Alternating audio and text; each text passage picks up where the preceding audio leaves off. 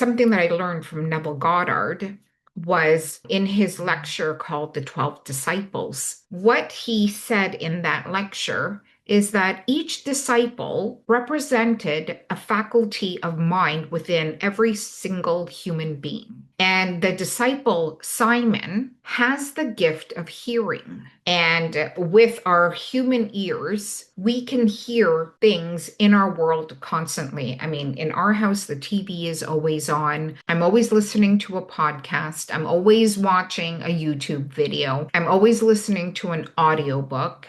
We're constantly being bombarded with information. When Neville talks about Simon and the gift of hearing, we can discipline the gift of hearing by hearing something and then asking yourself, do I want to believe that that's actually true?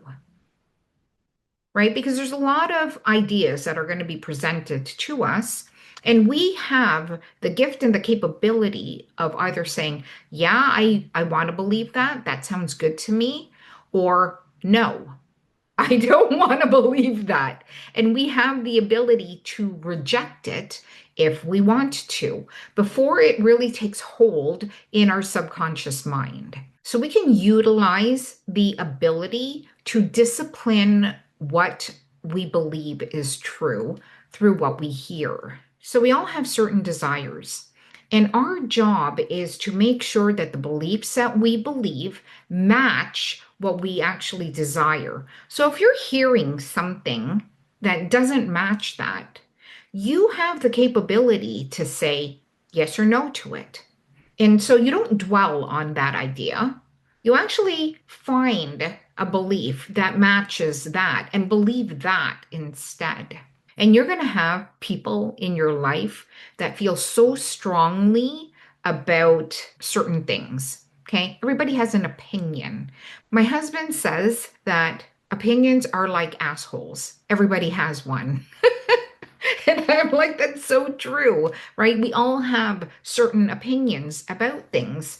Now, we have the capability of deciding what opinions we want to have. And it's our job to have a disciplined mind where we have an opinion that matches who we want to be. And if it doesn't match who we want to be, it's got to go. You just don't allow it to affect you. People can have their opinions. Okay. It's okay. You can have your opinion. Doesn't mean that I have to believe it. I have a story about this because 3 years ago, I was having dinner with some friends. People were talking about the economy. People expected the economy, to go down in the future, and they're kind of bracing themselves for that. They started talking about the price of groceries and the price of gas and how everything is expensive.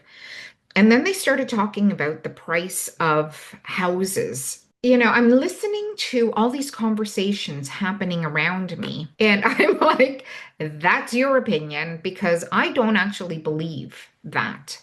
So when my friends were talking about the housing market and how difficult it is for our kids to buy homes of their own now, a lot of my friends still have kids living with them, right? And they're already in their late 20s and 30s now. And they complain about how the housing market is so expensive and how is it that our kids can afford to buy a house of their own. And so I'm hearing this conversation and I'm just like, no, I don't think I choose to believe that. Yeah, no, I don't want to believe that because I definitely, as a parent, don't want to see my kids struggling. Okay, that's the last thing that I want to do. And when you know that you're a conscious creator, it's like, no, I don't want to think that. I don't want to believe that.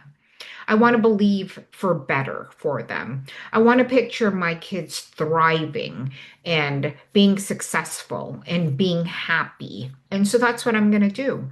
And I'm like, no, it's easy for my kids to buy a house. That's what I'm going to choose to believe instead.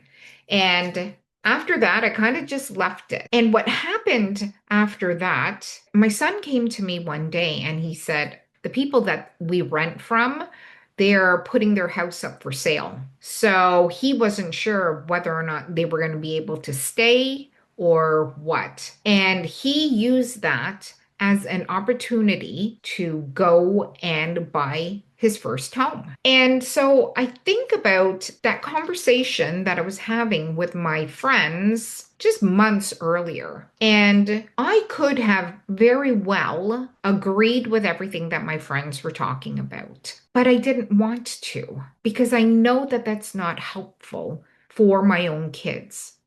I want to manifest great things, think lovely things for my kids.